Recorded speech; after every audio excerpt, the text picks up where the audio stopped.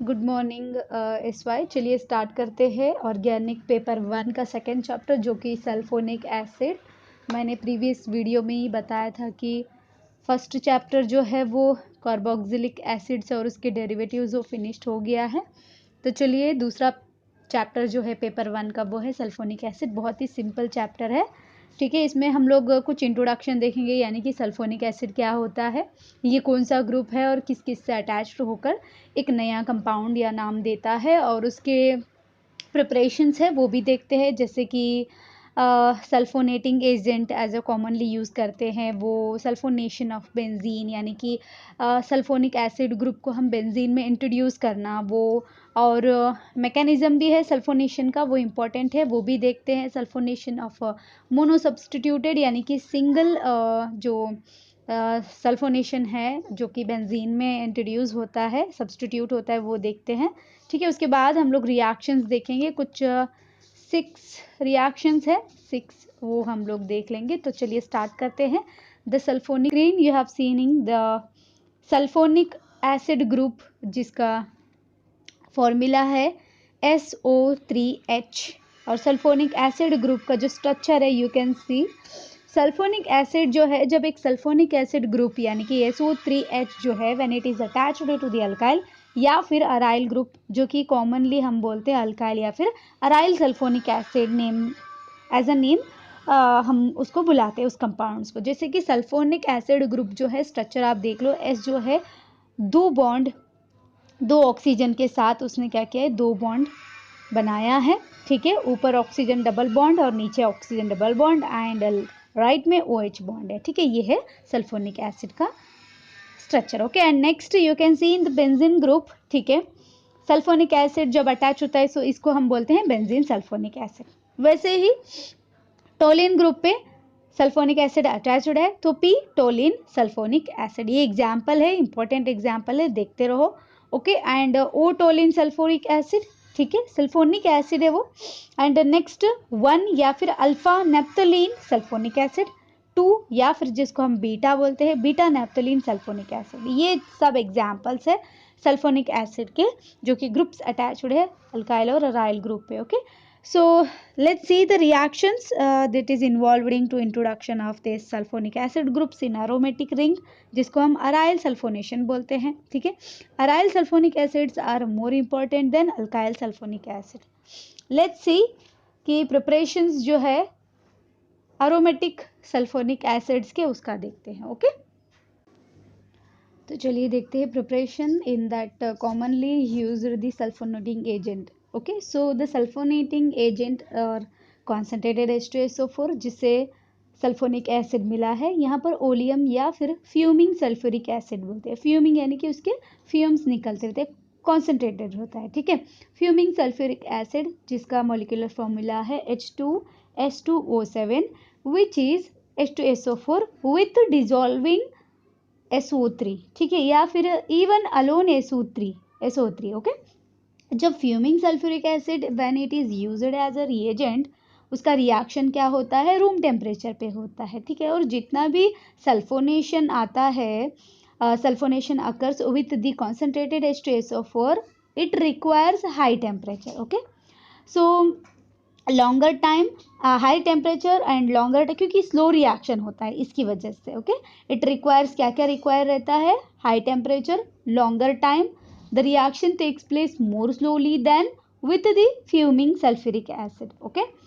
So here the choice of sulphonating agent and the condition, जो भी condition use हो रहा है, ठीक है, टेम्परेचर एंड वगैरह वगैरह, कौन से एसिड है वो सब conditions, the required these conditions and agent, it depend on the type of compound used for the sulfonation, okay।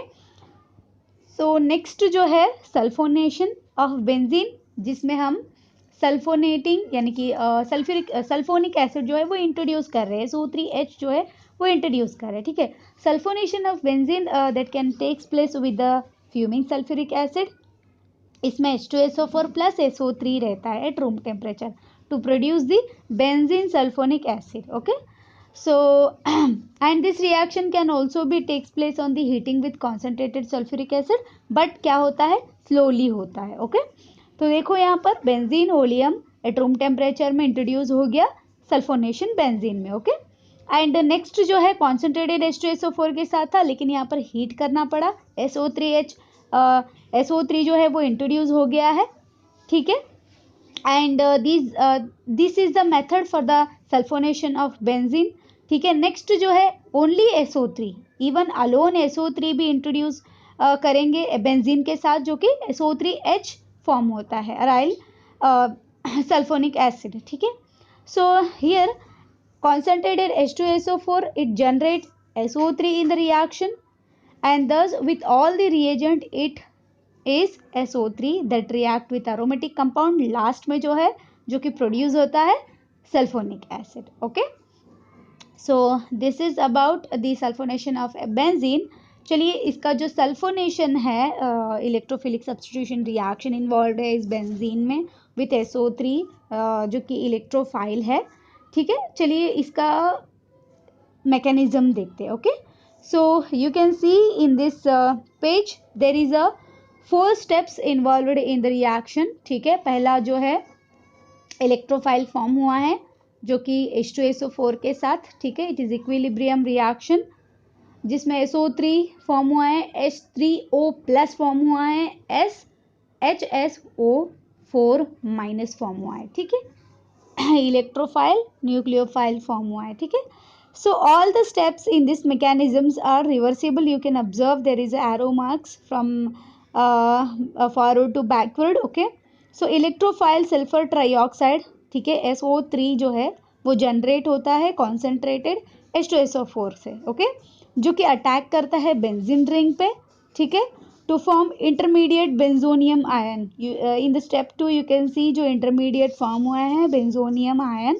ठीक है, ये जो इंटरमीडिएट है it however it does not have a net formal charge, इसके अंदर पूरा कंप्लीट फॉर्मल चार्ज नहीं आया है, as both positive as well as negative charge जिसमें प्रेजेंट है। So the loss of proton from this intermediate what it gives the substituted product final. ठीक है, सो जब फ्यूमिंग सल्फ्यूरिक एसिड यूज होता है जो कि डिजॉल्व होता है SO3 that react with benzene directly.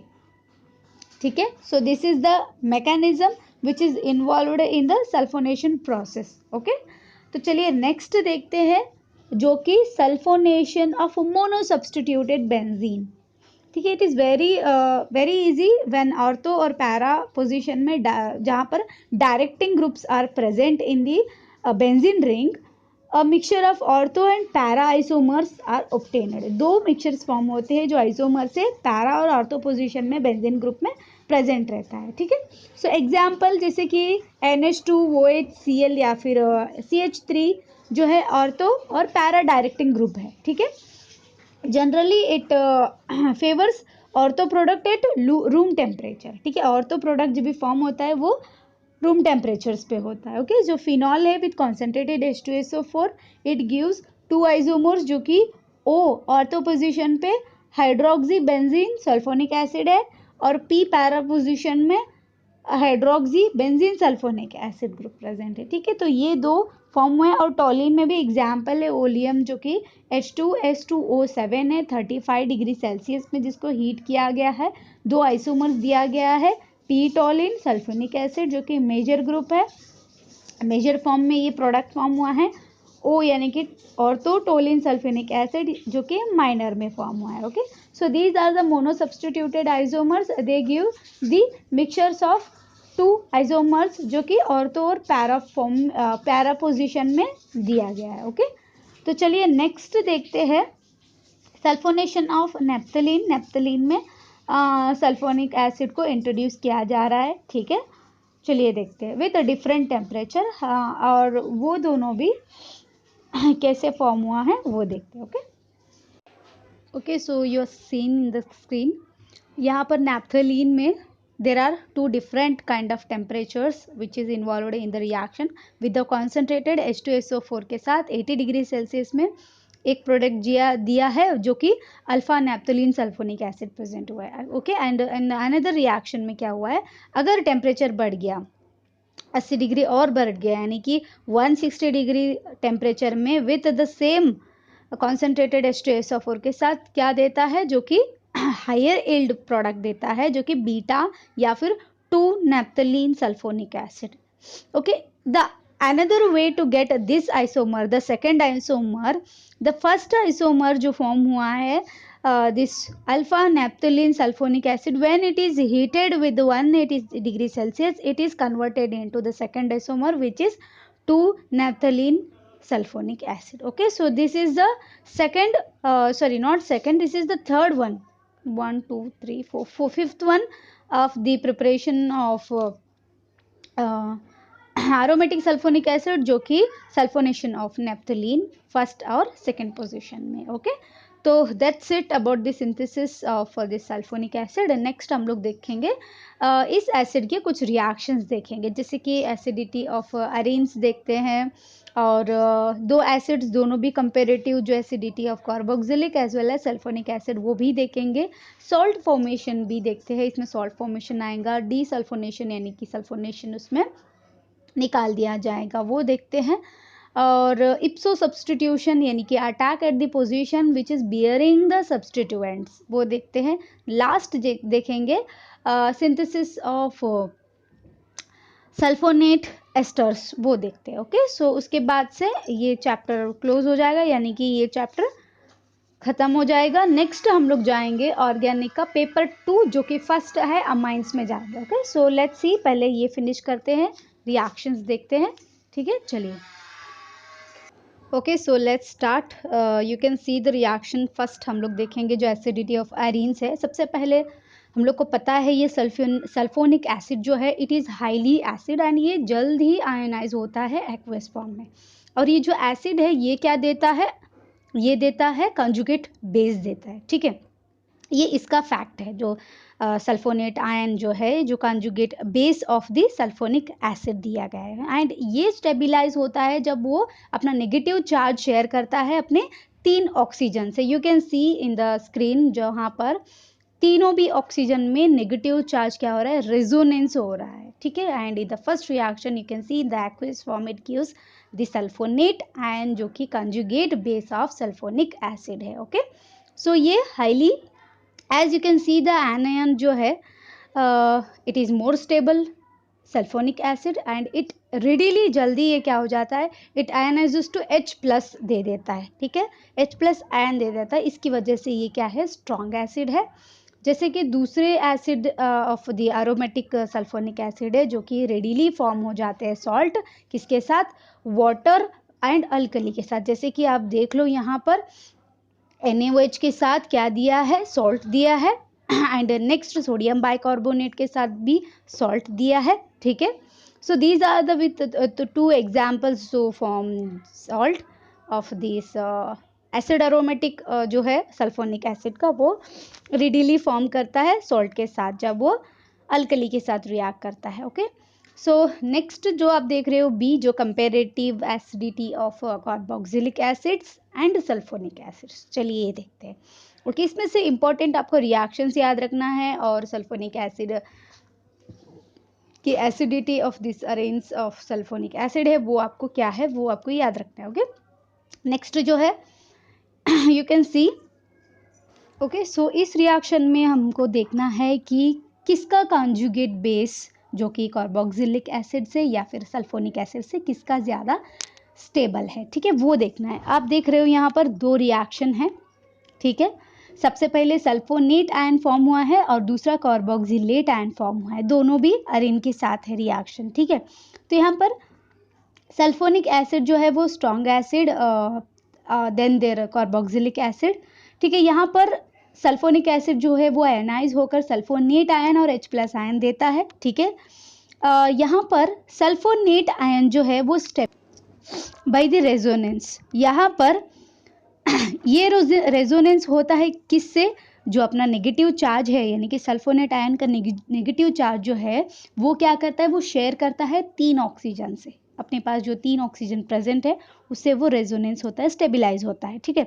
और दूसरा जो है carboxylic acid, it also ionises, ये भी आयोनाइज होकर कार्बोक्सिलेट आयन देता है जो कि conjugate base of carboxylic acid है, ठीक है। जो ये भी क्या होता है, स्टेबिलाइज होता है रेजोनेंस के जरिए।